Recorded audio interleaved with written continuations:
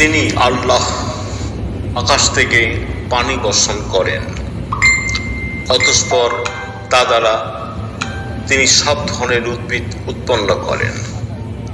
তারপর তা থেকে সবুজ শ্যামল পত্রপল্লব উদ্গত করেন এবং তা থেকে গুচ্ছ গুচ্ছ শস্য উৎপন্ন করেন।